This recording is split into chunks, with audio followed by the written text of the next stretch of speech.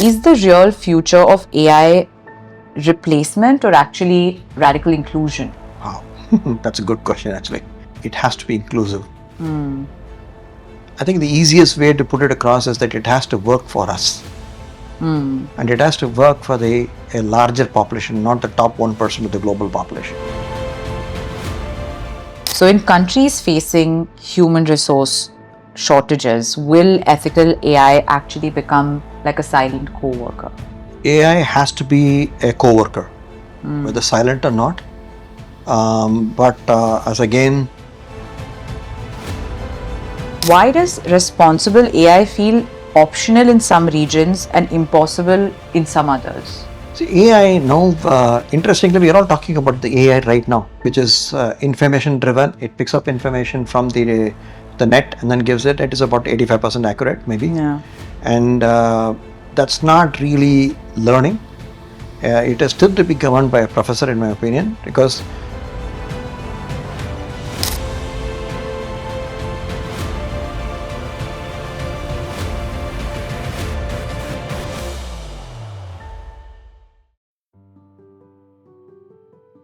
Hello and welcome to another episode of the Green Generation podcast. I am your host, Shruti Seetharaman. I am also the MD of ZOrbit, a content creator and a sustainability advocate. And today we have a very special guest joining us. Today we have Mr. Ramesh Santhanam, who is with us today from MP7 Bosons. He is a global techno-commercial strategist with 3 decades of pioneering innovation, shaping sustainable intelligent systems for the world. Thank you so much for joining us today. thank you so much too. Okay. So today we're going to dive into everything. What I like to say is the brains, bytes, and billions, and figure out who wins, right? So we're going to dive into some case studies and he's going to decode them for us so that you can better understand how we can use this to live a more sustainable future. Are you ready? Okay. The first case that we're diving into is of a 10-year-old who's asking if AI can learn kindness, right? So the question is, are kids today asking if machines can feel kindness? And does that mean ethics must now be engineered into intelligence and not added later? It has to be added from ground up. All the time it has to be there. And that's a concern because it is still artificial. It doesn't have feelings and it just goes by data. The past data has a strong inclination of what the child is going to hear. Yeah. So it is necessary to build ethical standards and love and care from the very beginning. I think that should be the cover for the whole lot in terms of the AI is just a tool. Everything has to get covered with ethical and love and happiness. And it has to be filtered through that first, always, for everyone. Almost like a blanket, right? Like I It is a full-fledged 360-degree blanket. I love it. I love the explanation that you've given us. Very interesting. Okay, on that note, we are moving to the next case, which is of a banana vendor who gained her first loan. The question is, if AI defines financial visibility, how do we make sure that the poor are finally seen and not filtered out? Wow, that's a nice question. I'm going to go a little out of the context now. Interestingly, if you look at the global financial sector and the global wealth dynamics, you find that 50% of the global GDP is governed by 1% of the global population, and that is scary. AI is going to be driven purely from the point of view of finance and profitability. That's the scary part because they have to make more money. So if it is going to be driven as a welfare program for the benefit of the human being, for the benefit of the society, then it will take a different color. All that we say will happen. I would like to see a day when somebody is able to take a cell phone, go to the vendor on the street and offer him a microloan. Interesting. Very interesting. Okay. And our next story is about a Bangalore startup that rejected unethical funding. So the question is responsible capital still considered slow money, or is it the only money that survives trust? Responsible capital has to probably come from CSR funding. Responsible capital has to come from welfare funding. If it's going to come out of a bank or an institution that is driven by profits, it's not responsible in the first place. I think, especially when we are talking about a system, a new system that is actually is intelligence that is being a commodity, treated as a commodity, it is essential to have a responsible capital. And you cannot expect responsible capital to come out of an institution that is running on profits. So I very strongly believe now that it is to move, the government has to take a cognizance of this fact and create capital for the purpose of creating responsible AI which can improve efficiency. Interesting. Okay. Our next story is about the biased Middle East banking AI. So when an algorithm discriminates silently, who carries more liability? The coder, the investor, or the institution itself? It is started from the promoters who gave them the money to do this in the first place. So it is again, as I said, again, it is couched under profitability. It is the money that has to be returned. So which means they have to look at AI in a commercial fashion, which means more that they push, the more they develop, the more they innovate, more they control, better off is their future. So from the point of view of people, it is not the case. It's exactly the opposite. We're trying to improve efficiency, it improves our lives. So that's the issue. So I think we have a conflicting interest here between two parties who are trying to make this happen. Okay. And now we're talking about health, right? So there is a cancer diagnosed child in Africa. So should life-saving AI actually remain public infrastructure rather than private intellectual property? Is the question. It has to be private intellectual property, and more to say, I think this again, the entire health structure is driven by pharma companies. AI can play a significant role in the pharma companies, and it is highly profit driven. And so which means at least the basic medication that is necessary for the sustenance of people in terms of their livelihood. And I think we should create a structure by which the below the poverty line people are given free medication. And that should derive out of the profits coming out of AI itself. Okay. And now our next story is about the midwife guided by AI in Nepal. So in countries facing human resource shortages, will ethical AI actually become like a silent co-worker? AI has to be a co-worker, whether silent or not. But as again, it has to be under subservient to us. It has to be treated as a tool. But unfortunately, when the database becomes synthetic, I'm afraid it is going to start thinking for itself. I would also tend to believe it will have its own emotions. At that time, it will have to take a decision and call it whether we are efficient in the first place to displace it or whether they should take control of us. That's a situation which is scary. I hope it will never reach that, and we can prevent it from reaching it. So as long we don't automate in the time in which we have all the errors gone, and then the database generated by our professors are not displaced by synthetic data. But you're talking about the repercussions, right, of AI taking over. The question is, so do you partly believe that AI can have or build or work with empathy, some kind of emotion? We have to build with empathy, because again, right now we are driving it. Okay, very interesting perspective. Our next story is about a fisherman who is using cyclone prediction using AI, right? Why does survival tech still struggle for funding while profit tech gets billions overnight today? See, any disaster is media driven, and the media makes money out of that. So, and it gives them publicity. So any doling money at the time, it's treated, oh my God, he has come to help me out. And anything in the planning stages never get funded properly. So they want the disasters to happen, and if they come for the disasters, the political mileage is much better. Yeah. Unfortunate.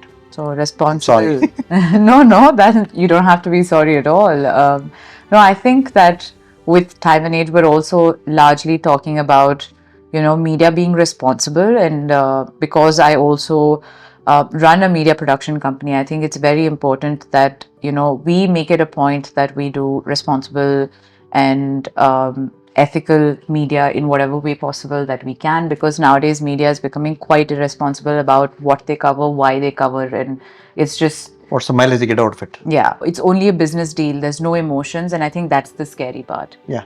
So hopefully we can go back to being slightly more empathetic, sympathetic, all of that. A lot more. A lot more. That's the key word. Okay. And now our next story is about the differently abled designer that's running her own studio. So the question is the real future of AI replacement or actually radical inclusion? Wow. That's a good question, actually. It has to be inclusive. I think the easiest way to put it across is that it has to work for us. And it has to work for a larger population, not the top 1% of the global population. Yeah. And if that is driven by not as a profit center, but as a welfare program, I think we'll do wonders with this. Because AI is going to improve efficiency over time, and AI is going to displace. In my opinion, I just did a simple calculation. I believe that by about 2030, 2032, about 350 million people are going to be jobless, because there are efficiency areas which it is going to supersede, like about 50 million drivers will be displaced. And if the profits coming out of the GDP increase coming out of AI is in the range of probably about 10 to 15 trillion dollars, whether that can compensate this 350 million people out of the jobs, then it offsets the whole program. So it is going to be profit driven. So at that time, we need to look at us treating this expenditure, enormous expenditure we're going to incur in AI, as a welfare program, and so that it really helps the people. I think if we do that, then it is not profit driven, it is necessity driven. Very nice. Very, very nicely explained. And now we're moving to a bank bias that was corrected after audit. So the question is, if bias is a human inheritance passed on to machines, how do we break that generational cycle? Unfortunately, it is starting from the past. There has been a bias, continuous bias that has been there. And now we have a bias on whether somebody can afford it or not. So I think as a machine, I don't expect it to have any biases, but it is again driven by us. And so we have to put guardrails to ensure that there is a uniformity. At the same token, for governance, for actual corporate governance, you have to discriminate between a worker and a manager and a senior manager. So we have this hierarchy. So there again, we have to have different sets of rules and frameworks, and not possibly call them as biases, because the system has to run. Right. So there are some menial jobs which cannot be paid so much. So we have to have a set of people who are going to work on that lines. There are things where it can significantly improve efficiency, and those areas where productivity, because it goes on a profit side, so it will be all about share market, and this where I think it's going to displace a whole lot of people. So displacing, unfortunately, a lot of the money that comes out of AI is driven with efficiency, but it is people choosing their jobs. It is money not being paid to somebody else is coming out as the external GDP.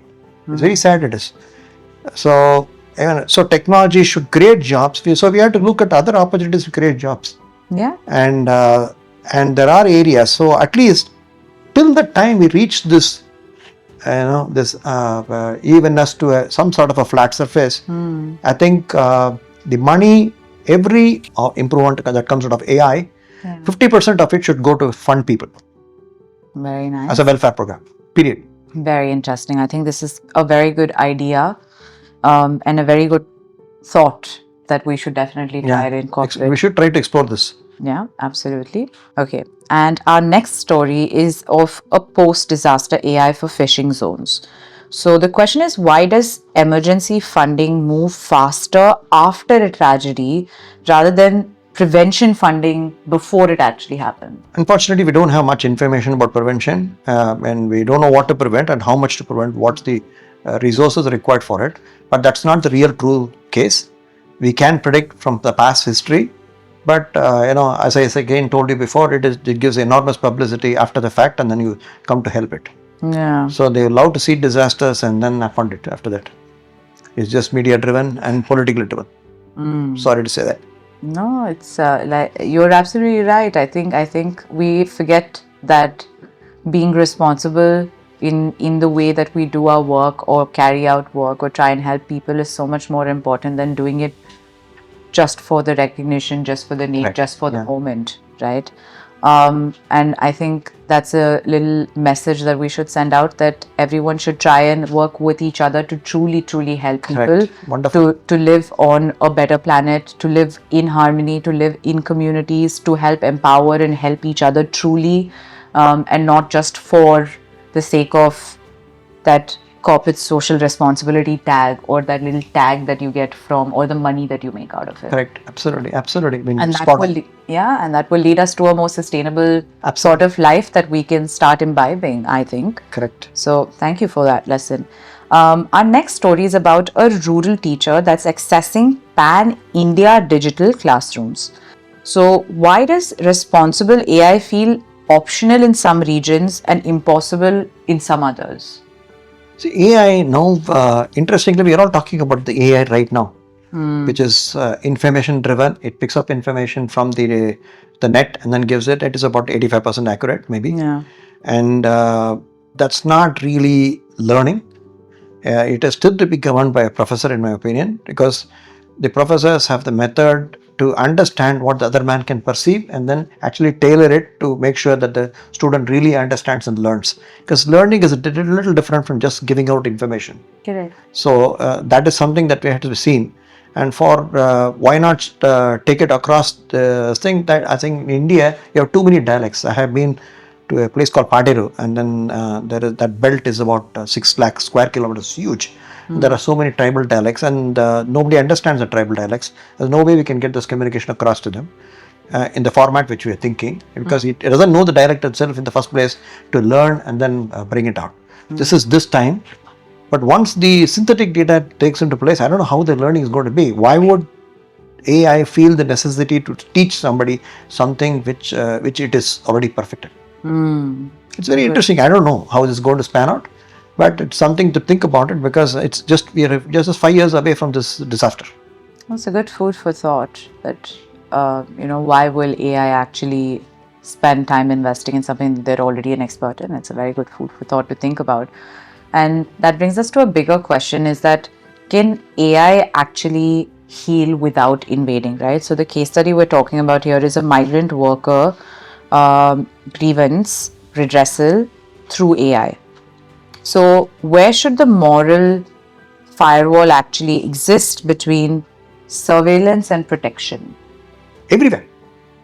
It should be everywhere. It's all encompassing. It's like something omnipresent.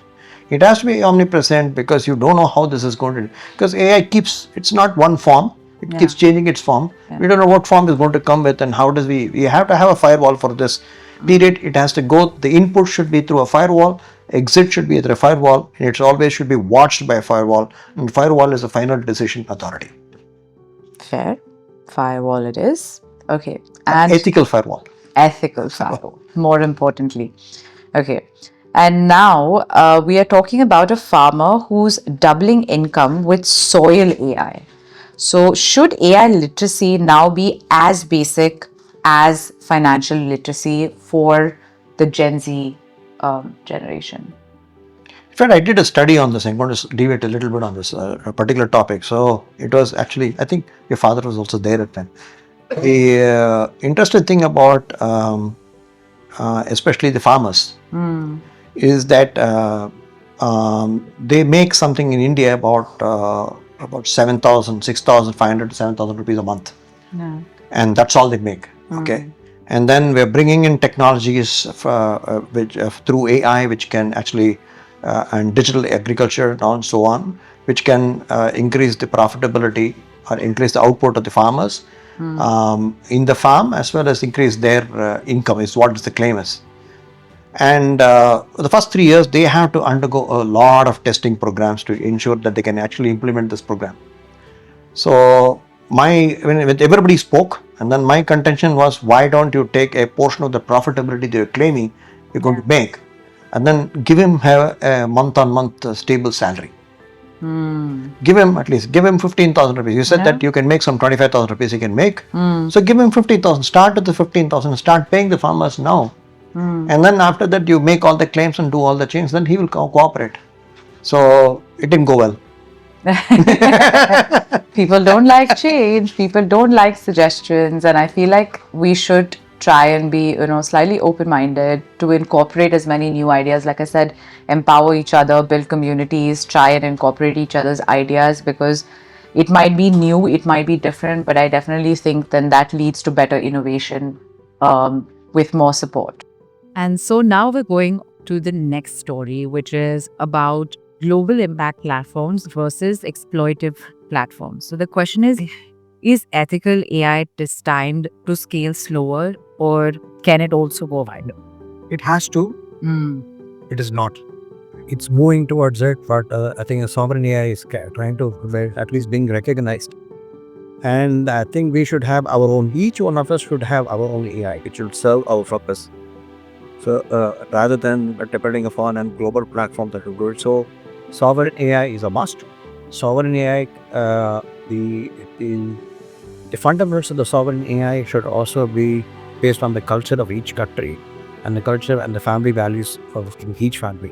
It has to recognize both, because we are talking about, for the first time, we have commoditized our intelligence, and now we're trying to make business sense out of it. Now it has to serve on the efficiency side and how it can bring families together. So I don't know whether this it can be interpreted differently, but I think that's the way I see it. And now I want to ask about the case where the child is asking about kindness in AI, right? So what is the one question every young founder must ask before deploying AI into the world? I think you should look at his neighbor's kid and then ask them to interpret it first. Yeah.